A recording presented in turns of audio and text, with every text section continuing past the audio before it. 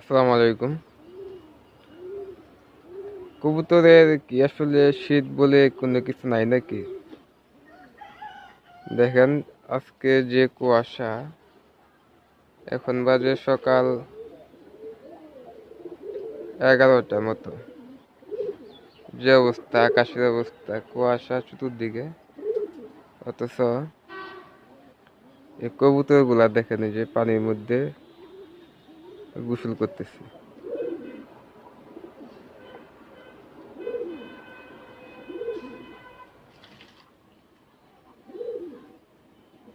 তো এটা একটা ভালো জিনিস। কবুতরকে আমরা নিয়মিত পানি দেব। কবুতর যে গোসলটা, এটা যদি কবুতর ঠিক মতো করতে পারে, তাহলে আমাদের কবুতরগুলা শীত, গ্রীষ্ম সবসময়ই সুস্থ থাকবে। যেমন আমার এই কবুতরগুলা মোটামুটি আল্লাহর রহমতে সবসময় সুস্থ থাকে, রোগবালাই খুব কম হয়। কারণ আমি সবসময় পানির ব্যবস্থাটা রাখি, প্রতিদিন পানি চেঞ্জ করে দেই।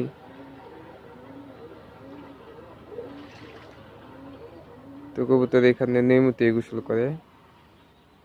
তো আমরা আজকে একটা বিষয় জানবো, সেটা হচ্ছে যে কবুতরের যে ঠান্ডার বিষয়টা। এই যে ঠান্ডা লাগলে আমরা আসলে কবুতরকে কি খাওয়াবো? তো ভাই, এটা আসলে ঠান্ডা,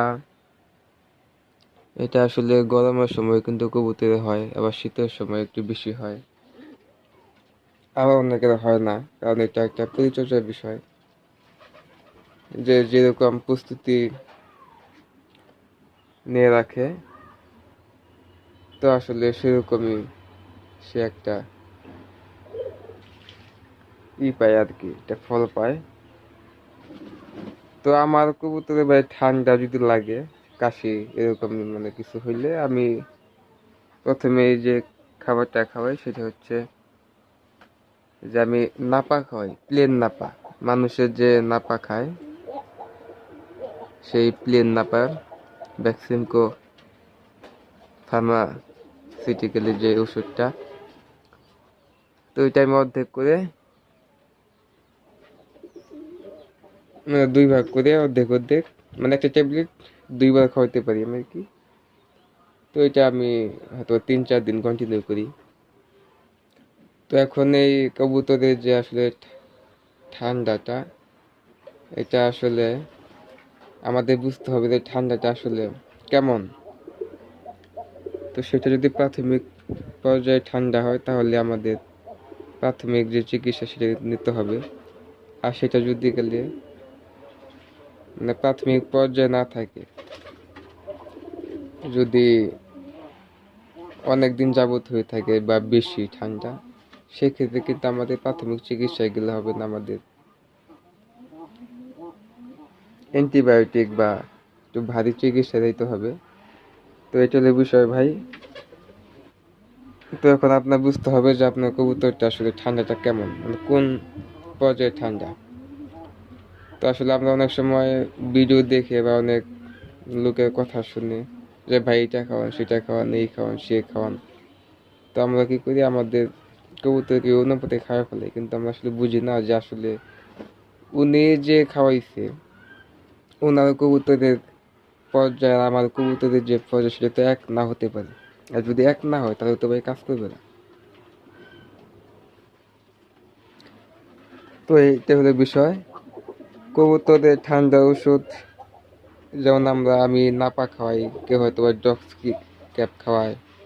আবার অনেকে আছে যে হাটে বাজারে যে আমরা যে হাঁস মুরগি কবুতরের যে ওই যে কিছু ক্যাম্পাসার আছে, 10 টাকা, 15 টাকা, 20 টাকার যে একটা করে লিকুইড শিশু পাওয়া যায়, অনেকে ওইটা খাওয়ায়, আমি ওইটা খাওয়াইছি। ওইটাতেও ইনশাল্লাহ আমি উপকার পাইছি।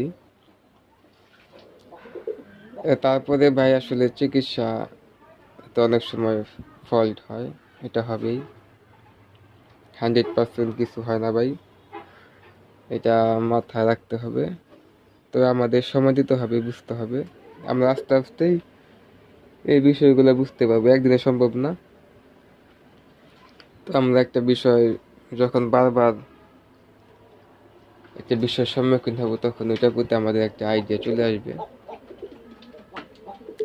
এটা আপনাদেরও আসবে। তো এইভাবে আমাদের কাজগুলো করতে হবে। তো আপনাদের কবুতরের ঠান্ডা, কাশি, যে রোগী হোক না কেন, তো এটা স্টেজটা কেমন, মানে এটা পর্যায় কেমন, প্রাথমিক পর্যায়ে প্রাথমিক লেভেলে চিকিৎসা করতে হবে, এবং এটা যদি প্রাথমিক পর্যায়ে না থাকে